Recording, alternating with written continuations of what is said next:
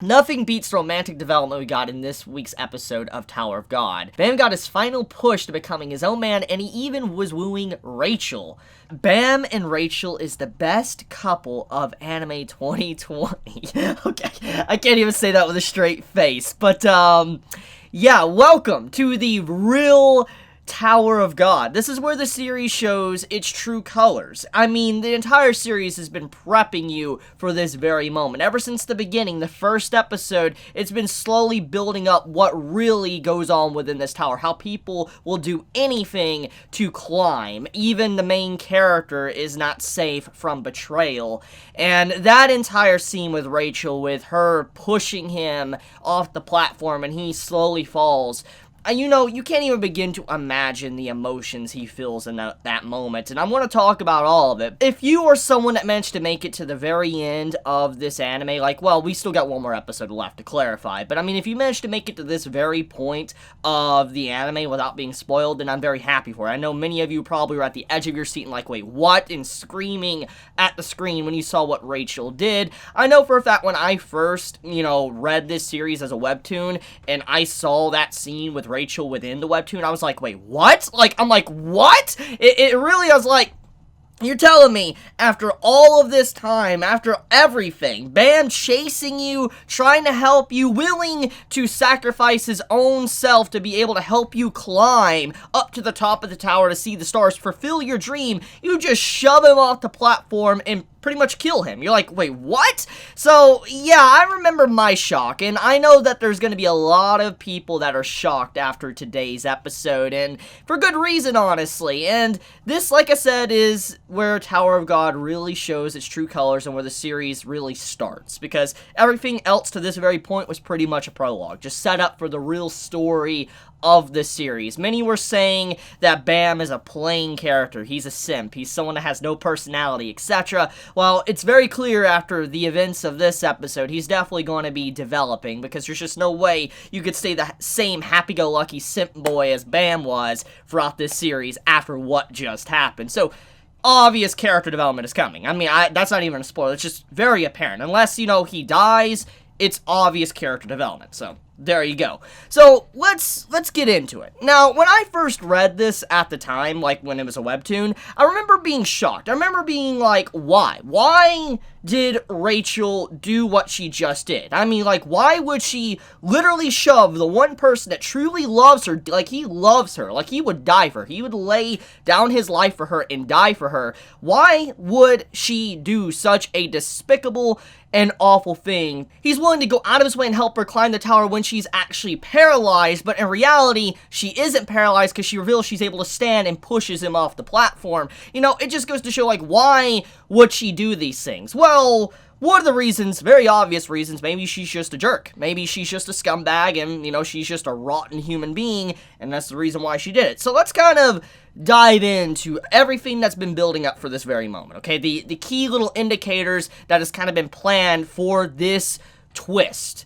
So, it's been very clear for a while that, Rachel has straight up just tried to avoid Bam since the very beginning. I mean, she literally left him in darkness to fulfill her dream to see the stars, so she was willing to abandon everything back with Bam to be able to see the stars. So she already made that decision a very long time ago. So technically, what happened within this episode was just her doing the same exact thing she did in the first episode, as she just did it again, but this time a little bit more permanent because, obviously Bam is going to get the point now. Like, there's just no way you can't get the point after her literally, like, trying to kill you. So, yeah, that's the big message there. But besides that, she has been actively avoiding him. She left him. She has had a coat on her head, like a little hood, trying to hide herself to where Bam can't notice her. She's changed her name to Michelle Light. She has actively been trying to avoid him since the very beginning, and it brings up a lot of mystery, a lot of questions. Many will start to wonder, is there a reason for this? Is the reason why she did what she did is because she's being controlled in some way? Is she being manipulated? Is someone behind the scenes threatening something even worse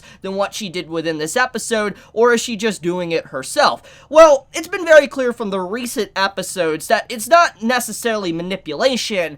Even if there is some, it's mainly just her personality. And the point I'm getting at is when you see the scene like around episode 6 or 7, where you see everyone surrounding Bam, everybody's having a good time, and you see Rachel by herself within her room eating and eating and eating by herself in darkness, it was a huge contrast between the two scenes. It was showing that Bam is having a happy time within this tower while climbing, but Rachel, someone that was willing to start climbing and left Bam, is in darkness and sadness, lonely, has nothing, because she sacrificed it all just to be where she's at. She felt very lonely, sad, and when she looked at Bam, how he was slowly gaining a friend group, she felt jealous because she wasn't gaining a friend group and she wasn't someone that was being able to move on and be happy. She felt very isolated or sad, and obviously because of what she did throughout the story, it's kind of her fault. I mean, she technically is the one that actively avoided really making friends. She actively avoided really jumping in and being in Bam's friend group.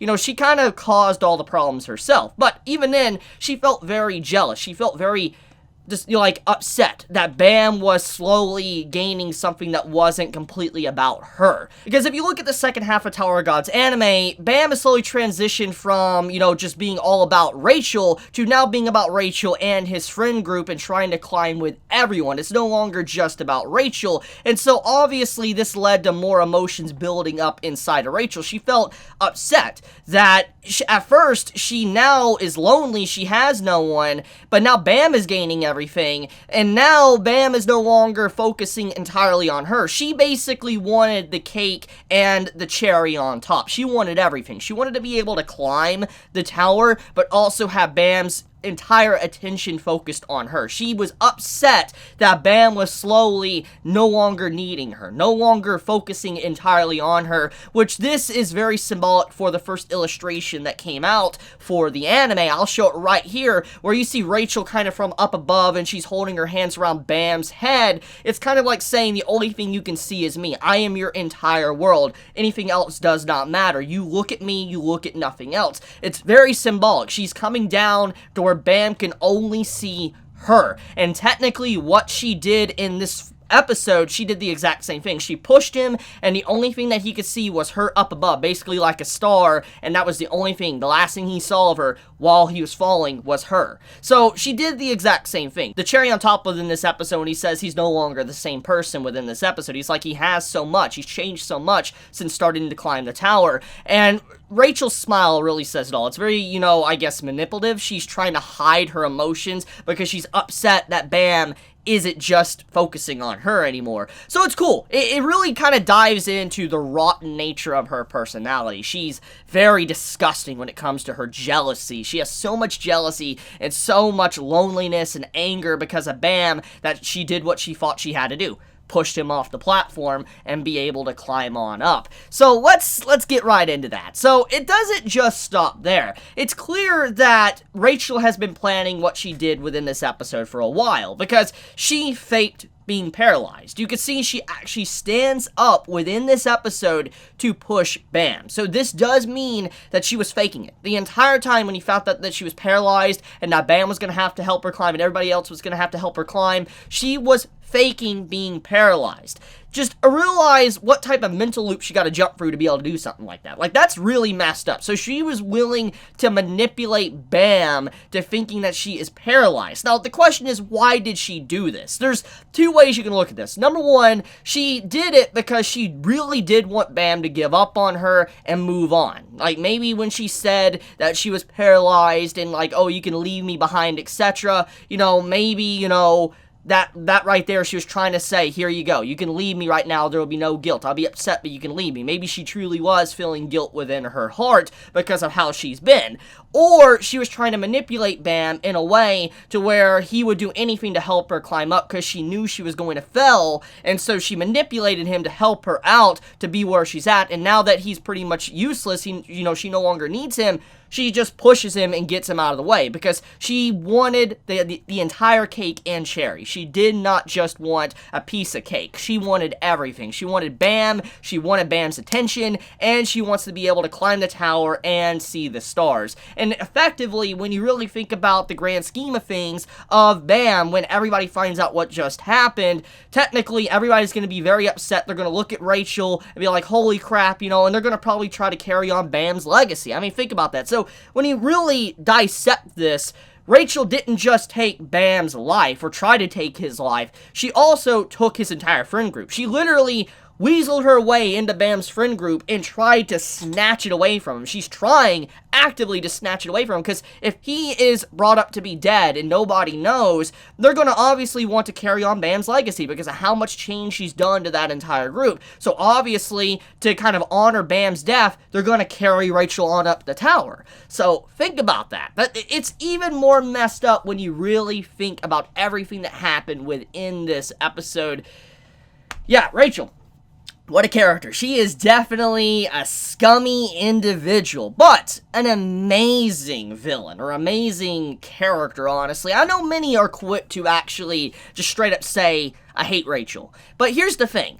I understand if you don't like her as a person, but she is a really good character. She is a really interesting and lifelike character because she's very realistic. And I know many might be like, okay, so she's a jerk. You know, there needs to be more. Not really. Not every story needs to have a villain that wants to, let's say, take down the entire world, etc. You know, Rachel is very down-to-earth and realistic. She was jealous. She was upset that she was alone. She was upset that Bam was changing and not focusing on her. She's so realistic as a character that is why she's truly an amazing character, a part of Tower of God. This really cements her as just honestly one of my favorite characters of the story just because of the personality of what she did. It's kind of like those things when you see Berserk. When people talk about Berserk, they talk about Griffith, and, you know, people really love Griffith's character. Even though he is an absolute scumbag. Like, if you think Rachel's bad, Griffith, though, like, bro, that's a whole other hot mess. And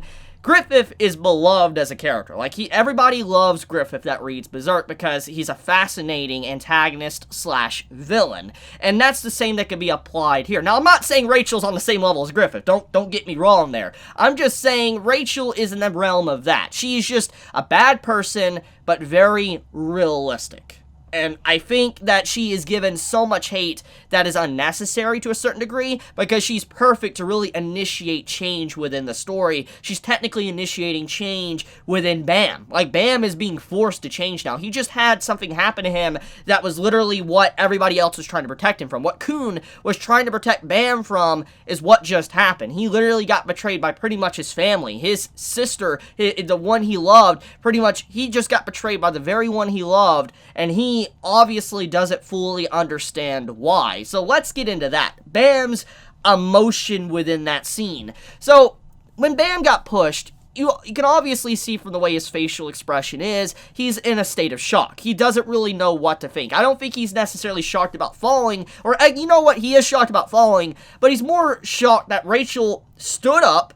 She wasn't actually paralyzed, but then on top of that, she's like, bye, and she just pushes him. And you gotta imagine the mixture of emotions in that moment. Someone that you care about so deeply doing such a despicable act. Someone like Bam that's actively been trying to change the tower in his own way. Basically, he doesn't want to sacrifice people. He wants to, you know, help people, everybody climb, even at the risk of himself or others. And technically, the one that was at risk the most because he wanted to help everybody to climb was Rachel. When you think about the ideology or the ideals of what Bam has been doing since the beginning and what was stated a few episodes ago, is that basically Bam was willing to help everybody climb, even if it meant risking his own friend group. He didn't want to do anything disgusting or dirty to be able to climb. But thanks to those very actions of him not wanting to leave anyone behind, and those actions of him being a goody-goody two-shoes, resulted in what just happened. Him not wanting to leave Rachel behind and actually follow the main rules of the tower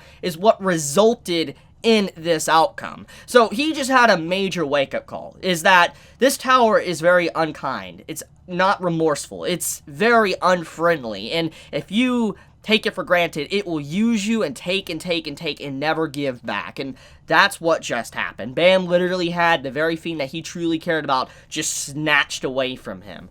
It's sad, really. So a couple more things I do want to point out before I kind of wrap up the Bam and Rachel segment of this video. If you look very closely while Bam is fighting the bull, Rachel shows no concern. There's no indication that she cares or is really concerned for his well-being whatsoever. You could kind of assume that maybe she was actually hoping the bull finished him off, but obviously she had to get her own hands dirty to finish him off because, you know, she pushed him. But there's also something else, too, to take note from this scene, too, with, you know, Bam fighting the bull, is that when the series first began, when Bam started, you know, to climb the tower, in the first episode when he fought the White Still Ill, he had to use one of the weapons of, you know, the 13-month series, you know, what Yuri gave him to defeat it, but in this episode he defeats something that's pretty much very similar to what the White Still Ill was, but without the 13th-month series, basically saying he no longer requires the help of that weapon to really succeed against tough opponents. So it really does go to show the contrast in development he has gotten. So, enough with that. Let's talk about the other stuff. I know that's a big topic, but there is other things that go on within this episode, and that is Yuri. Yuri finally appears within this story and meets our character. She meets Endorsi, Anak, and we get to see kind of how strong really a princess of Zahad really is. And I think many after watching this episode is going to truly kind of get a little bit of an understanding of what a Ranker is really like. How strong a Ranker is, but also how strong a princess of Zahad is. You literally see Yuri come in and just flick this man.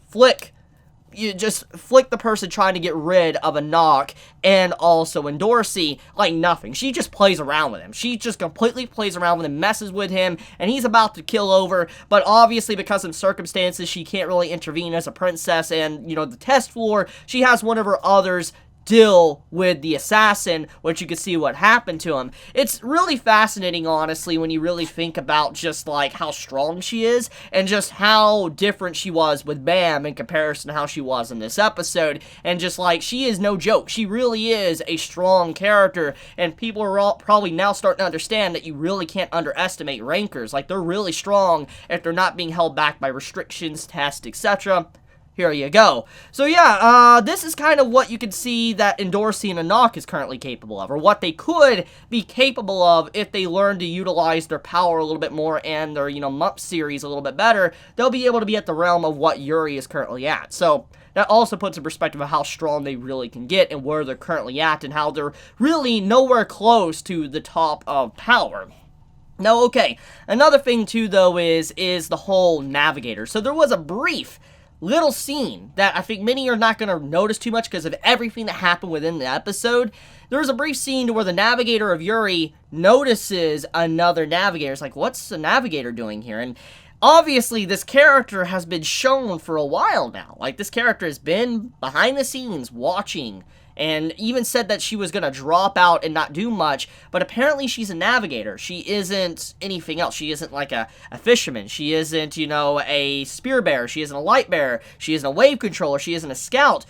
What's a navigator? And obviously, we know that a little bit of navigators are a different position because they were kind of mentioned earlier on in the series, but it wasn't fully explained. So, once again, we have another position, a part of the categories that's a little bit different than the normal. So, for instance, like Anima that was introduced in the last episode, now we have navigator that's also a part of these positions that are very different. So, what is she? What does navigator mean? And why is she still there when technically she's the one that backed out and left?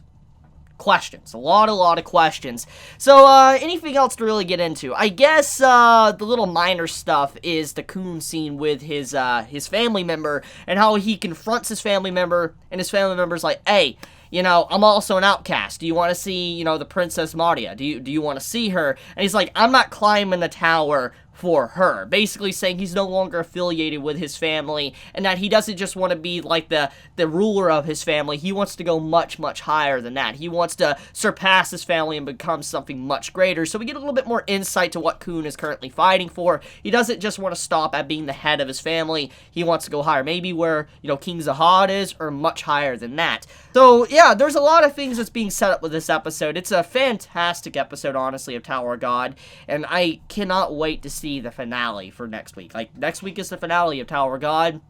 and I'm excited. I really am. Like, I've been waiting for this episode since I heard about the anime getting announced, and it finally happened. But now we gotta wait for next episode, and hopefully there is a Season 2 announcement. I really do hope there is, because this series definitely needs it, because now it's getting into, like I said, the real Tower of God. But I'm going to leave it at that, though. I love you guys. You have a wonderful day or night wherever you live. If you enjoy my content, please subscribe. If you like this video, please leave a like. And if you want to get notified for whenever I upload a video, please click the bell icon down below. And with that, Chibi out.